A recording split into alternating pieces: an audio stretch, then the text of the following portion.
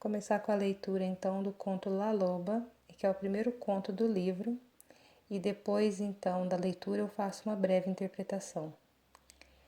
Existe uma velha que vive num lugar oculto de que todos sabem, mas que poucos já viram. Como nos contos de fada da Europa Oriental, ela parece esperar que cheguem ali pessoas que se perderam, que estão vagueando ou à procura de algo. Ela é circunspecta, quase sempre cabeluda e invariavelmente gorda, e demonstra especialmente querer evitar a maioria das pessoas. Ela sabe crocitar e cacarejar, apresentando geralmente mais sons animais do que humanos.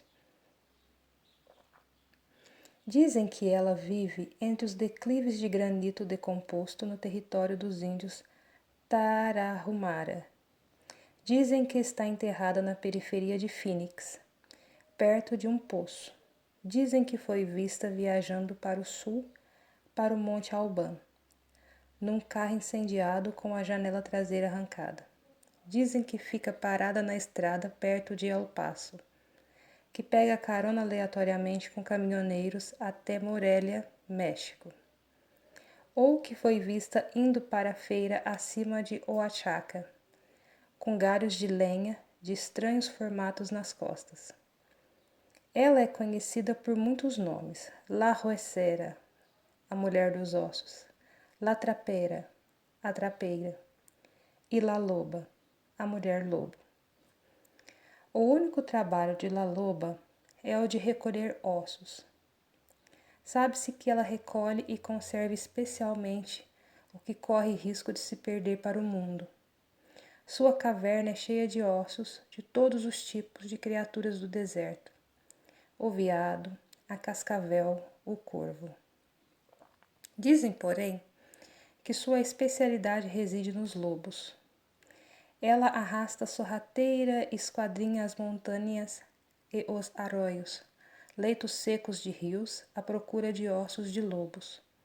E, quando consegue reunir um esqueleto inteiro, quando o último osso está no lugar e a bela escultura branca da criatura está disposta à sua frente, ela senta junto ao fogo e pensa na canção que irá cantar. Quando se decide, ela se levanta e aproxima-se da criatura. Ergue seus braços sobre o esqueleto e começa a cantar. É aí que os ossos das costelas e das pernas do lobo começam a se formar de carne, e que a criatura começa a se cobrir de pelos. La Loba canta um pouco mais, e uma proporção maior da criatura ganha vida. Seu rabo forma uma curva para cima, forte e desgrenhado. La Loba canta mais, e a criatura começa a respirar. E La Loba ainda canta, com tanta intensidade que o chão do deserto estremece. E enquanto canta, o lobo abre os olhos, dá um salto e sai correndo pelo desfiladeiro. Em algum ponto da corrida, quer pela velocidade, por atravessar um rio respingando água, quer pela incidência de um raio de sol ou de luar sobre o seu flanco, o lobo de repente é transformado numa mulher que ri e corre livre na direção do horizonte. Por isso disse que, se você estiver perambulando pelo deserto por volta do pôr do sol e quem sabe esteja um pouco perdido, cansado, sem dúvida você tem sorte, porque La Loba pode simpatizar com você e lhe ensinar algo da alma. Então, o conto La Loba, para mim, ele é um dos que mais me chamou a atenção, né? E foi aquele que me fez sentir necessidade, nem é vontade, foi necessidade mesmo, ele foi como um chamado para o restante do livro, né? Justamente porque, na minha interpretação, La Loba fala do primeiro passo, da fase inicial, né, da jornada de autoconhecimento, né, para qualquer pessoa. O primeiro passo é reconhecer que existe mais do que aquilo que a gente conhece enquanto seres culturais, né? Mais do que aquilo que a cultura nos passou, tanto a cultura da família quanto a cultura de toda a sociedade. E então chega uma hora que a gente se depara com uma sensação de que o que eu sinto não tem tanta explicação, né? Eu preciso de respostas, ou eu preciso de alguma coisa a mais que eu não estou encontrando em nada do que eu faço ou tenha na minha vida, né? Enquanto relacionamentos, trabalho, enfim, realizações, frustrações, nada disso está sendo suficiente. Então a gente começa a pensar e perceber que existe alguma coisa para além e que a gente precisa buscar para conhecer e para saber. Então a gente põe os pés, o primeiro pé, né, na estrada, e aí a gente vai caminhando sem parar. Então, para mim, o conto La Loba, ele é estrategicamente colocado no livro já no início, para poder nos colocar a gente de frente para essa condição, né, natural de todo buscador, né? Aquele que resolve olhar, né, para frente, vai ver que tem estrada para percorrer, né? E então La Loba é aquela mulher que faz o que? Ela faz a integração das partes, né? O recolher ossos, né? Nós, quando partimos para esse caminho de autoconhecimento, a primeira coisa que a gente faz é perceber que nós temos fragmentos milhares, né? Milhares mesmo de fragmentos de partes nossas que estão espalhadas para tudo quanto é canto, né?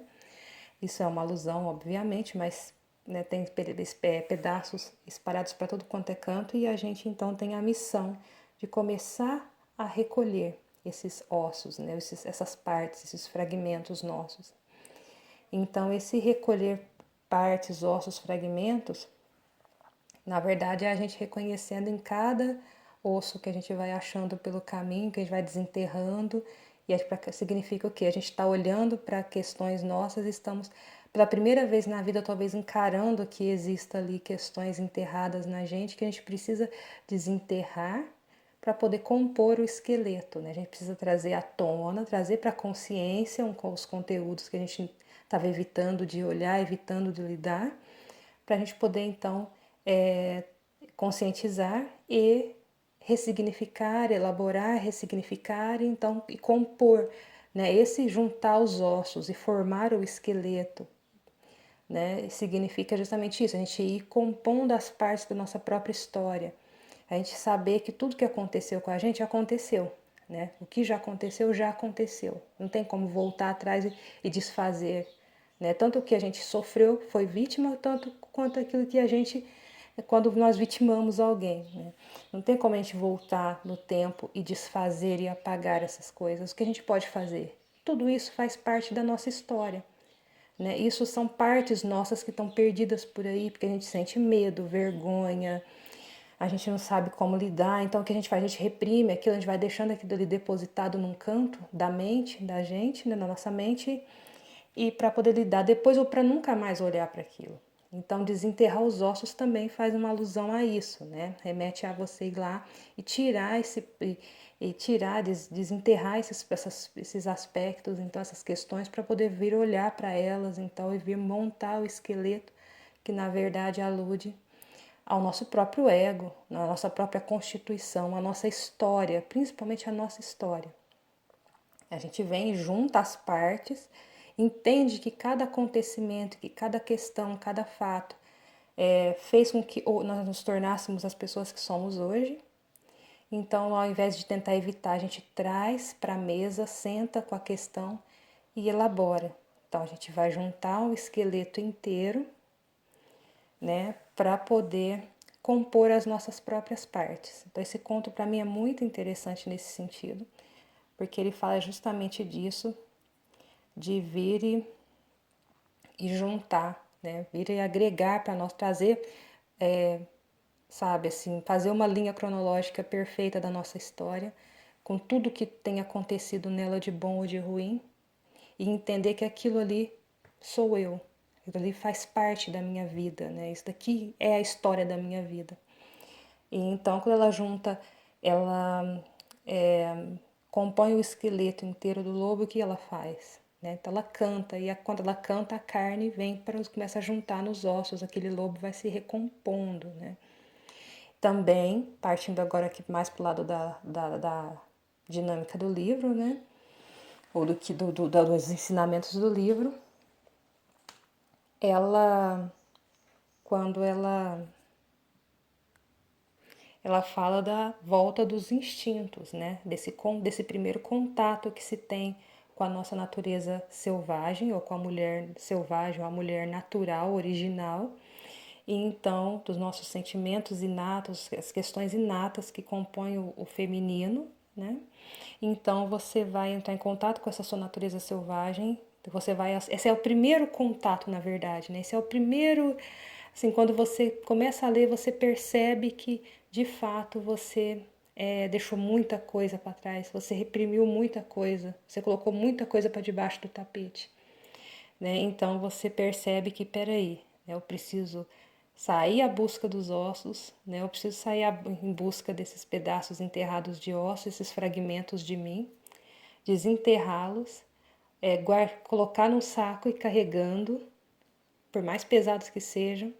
Então chegar uma hora, sentar, montar esse esqueleto e começar a cantar, trazer de volta os instintos, trazer de volta a capacidade intuitiva, instintiva, trazer de volta a capacidade criativa, né? Então esse cantar, né? O canto tem um significado bastante simbólico, né? Ela canta para a carne ser recomposta, ela escolhe um canto, né? Um jeito, vamos colocar aqui como uma maneira, né? De ressignificar, de elaborar, de ressignificar e trazer vida de volta, né? Para aqueles aspectos que estavam fragmentados. E a gente colocar nossa história nos trilhos, sabe? E seguir adiante, né? Então esse é o primeiro passo, esse conto é muito importante nesse sentido da ressignificação, da elaboração da ressignificação, da compreensão, de você tomar posse daquilo que é seu, tomar posse da própria vida, da própria história. E então isso te dá forças para poder dar um próximo passo, porque a gente entende que é um passo de cada vez, é um osso de cada vez que você desenterra, sabendo que em breve, o tempo, isso em breve leve o tempo que for necessário, você vai juntar o esqueleto inteiro e vai então começar o trabalho de recompor as suas partes.